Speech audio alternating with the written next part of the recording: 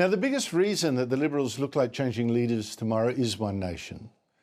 Now, the Liberals would always have struggled against Labor on, on their current settings and under their current management, but One Nation has absolutely gutted it. It's stolen 2 million voters from the Liberals, devastating the party. And the man that helped give One Nation that extra credibility, that extra zip in the polls, is its new recruit, of course, former Deputy Prime Minister Barnaby Joyce, who has been for many months our Thursday regular.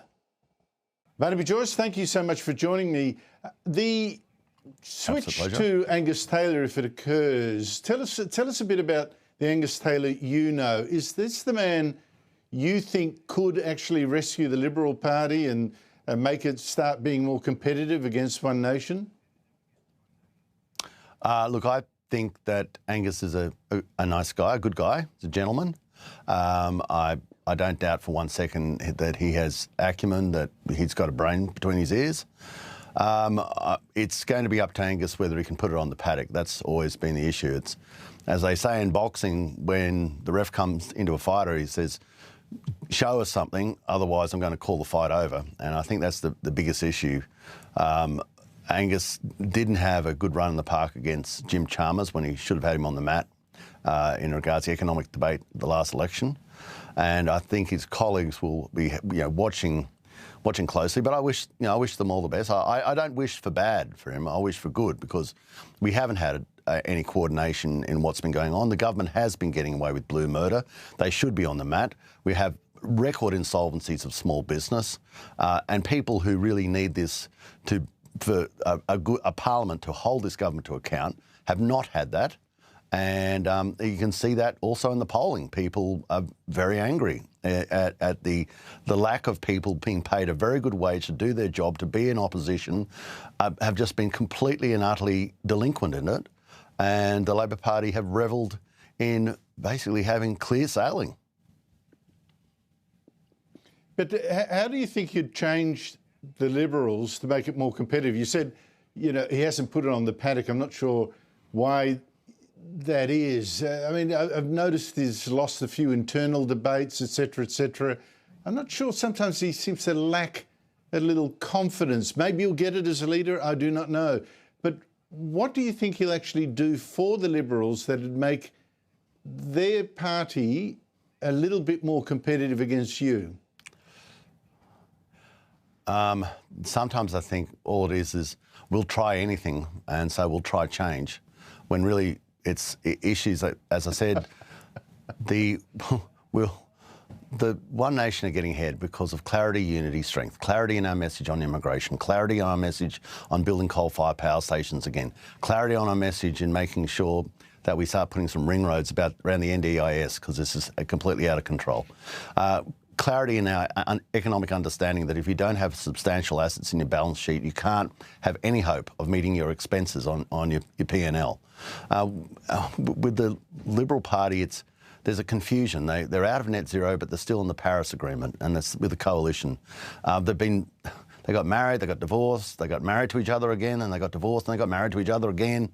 And then they sort of, I don't know, then one of the parties in the marriage split off and they brought in a new person for the marriage. And it just rings of being in a febrile environment. It's a lack of, people have a lack of confidence. If they were your local accountants and it was like that, you'd probably take your business somewhere else. Barnaby, I've posited this as a sort of One Nation Liberal battle, but obviously the main game has to be to get rid of what I consider an incompetent Labor Party government that is unloved, right? The Labor Party.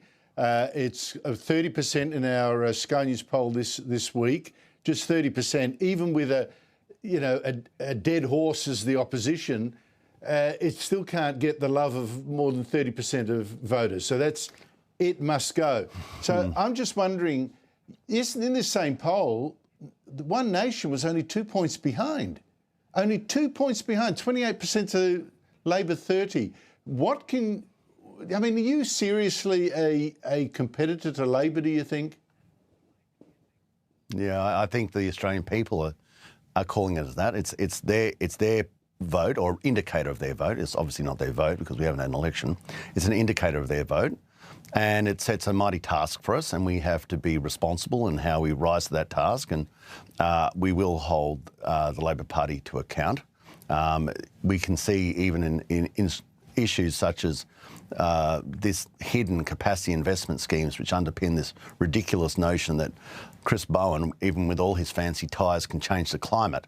It's stuff like that. It's cut through clarity in messages and stuff like that that gives One Nation its boost in polling. And immigration, of course, calling for the clarity that if you keep bringing in the wrong people, you'll keep on getting the same problems. And you know, these are the messages to the Australian people. May in the past have found abrupt, but now find necessary to discuss. And you know, the Labor Party are atrocious. Okay, they have taken us to record debt, record insolvencies. They have done nothing of any form of inspiration to the national balance sheet. No dams, no freight rail. It's a nowhere. It's all about how they can spend more of your money, not about how they can earn more money for the nation. And they are unpopular. I mean, if any person told you, look, I'm on 30%, you'd say, well, you're about to lose your seat. That's atrocious. It's just that the coalition were worse. And what a shocking indictment. That's the thing. But Barnaby, I have to say, you know, as you know, a lot of people are saying, well, One Nation is great for a protest gesture to a poll. Come election day, it'll disappear. You've also got lots of parties preferencing against you. You'll struggle to win seats in the lower house. And I think all of that is pretty spot on. What is the key here, as far as I can tell, is your recruitment. Who you get on board to make you, I mean, your recruitment has been supercharging the One Nation vote. You need people, and apologies, I know you've got an accountancy background, but you need people with serious financial clout to at least give that economic background, be potentially, you know, being able to diagnose the country's finances. Is that how you see it too, that you've got to go and successfully recruit between now and the election to be taken really seriously? Well, most certainly you want candidates that have the capacity to take on respective portfolios for which we hope that they'll be responsible for. Andrew, I do believe that a lot of people grow into the job. If you look at actually the credentials, for instance, of Jim Chalmers, he is not an economist, he's a political scientist. And we've seen that in the past, that so many people who've been so-called the treasurer of the nation have no real degree in economics, or were not accountants, or that was not the seed stock of their bearing. It's also important, Andrew, to have around you very competent people in your office, in your staffing. I think a lot of times it's the capacity of a politician to take counsel from expert people around them more than to believe that sort of they're divinely have a divine attribute to be completely across $700 billion of spending in the budget. That's probably not going to happen. And any person who's running an accountancy firm would know that you've got to have people in the office who are expert in the areas where you're not, and that's how you present a good product to your client base. And as far as the vote goes, well, that's the role of the people. The Australian people will decide who's going to be the government. The Australian people will decide in every electorate who they're going to have as their local member. And our job is to make sure we get clarity, unity, strength, and yes, we have to make sure that we've got good candidates. And we are doing that. I was in conversations with Pauline as recently as this morning, where we go through the process of